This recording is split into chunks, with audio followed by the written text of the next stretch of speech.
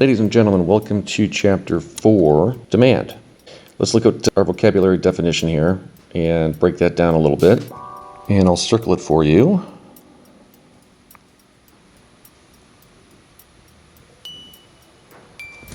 Remember, the text sections are included on Teams and on Schoology, so you've got two places to look for them.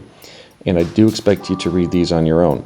I also include actually all the pages from each section as the first several slides in each of our Hello Smart lesson presentations. So, demand, combination of quantities that someone would be willing and able to buy over a range of possible prices at any given moment. Okay, again, another mouthful. You guys know what demand is because you've been participating in the American economy since you were old enough to pull on your mom's skirt and say, I want that. Usually in the cereal aisle of the supermarket where all the sugary cereals are kept. Incidentally, they keep those on the lower shelves for just that purpose, so that the little kids can see it. And when mom says no, you'll rot your teeth out. Then what happens? You throw a temper tantrum.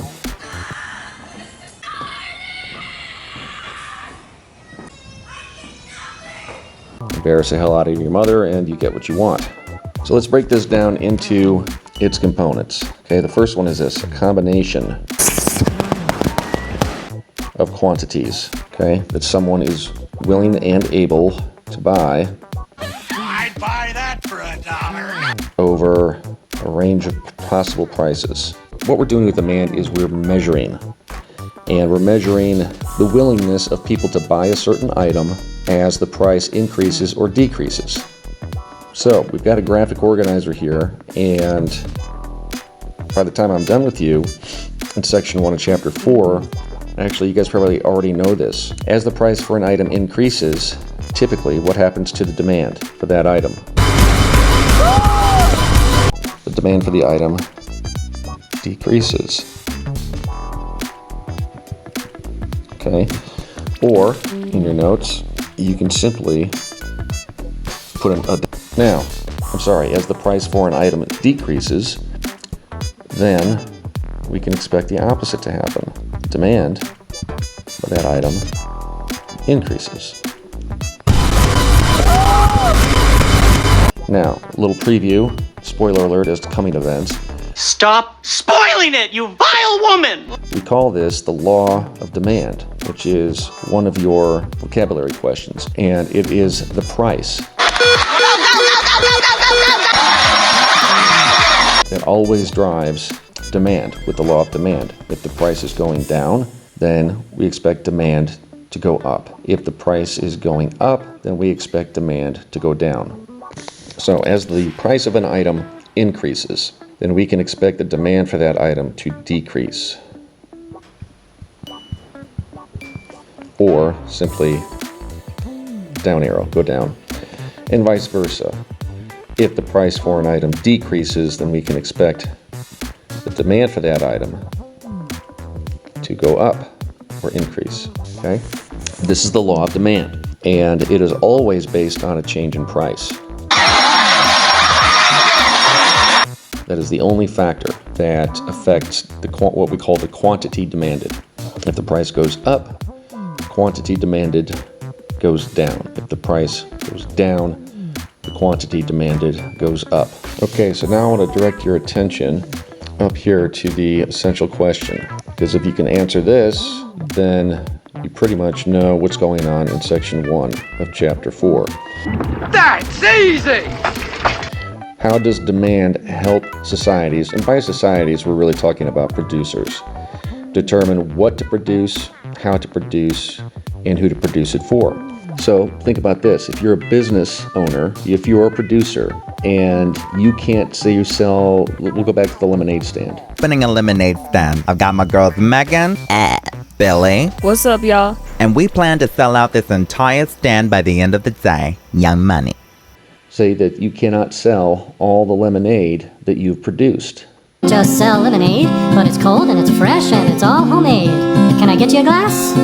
The duck said, I'll pass.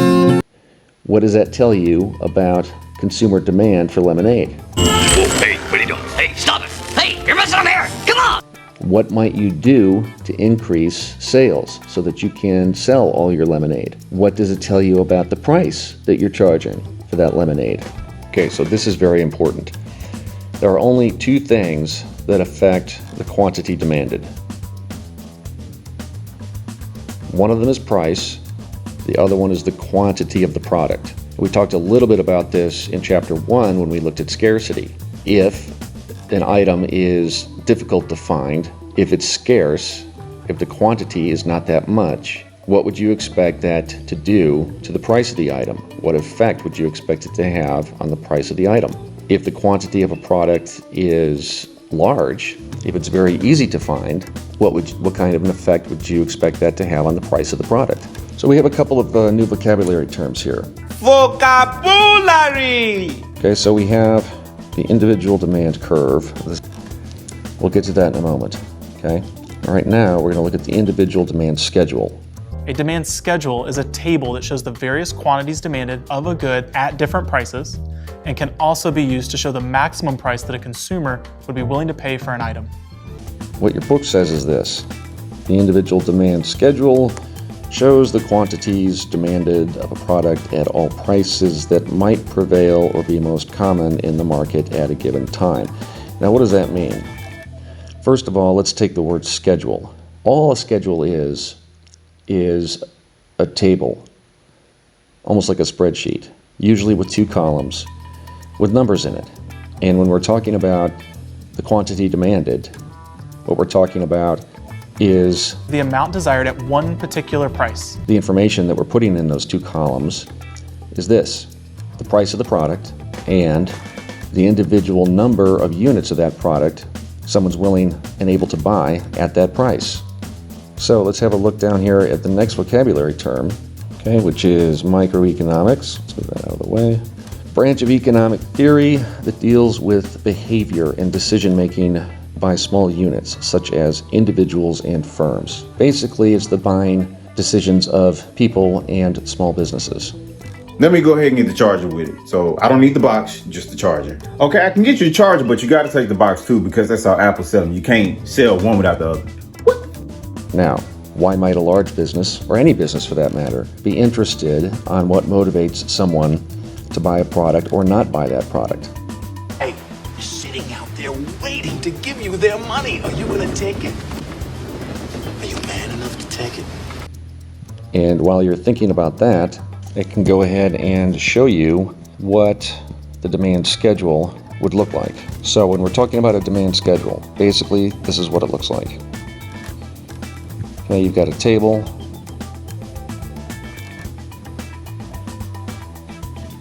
with two columns, okay, measuring the demand for that product. And we're going to put, I like abbreviations, so we're going to put price over here and the quantity demanded here. Quantity demanded is the amount desired at one particular price. And what we're doing is we're measuring what happens to, let's say we're talking about Oreos. I have them for breakfast, man, lunch, and dinner. All the time. That is delicious, man.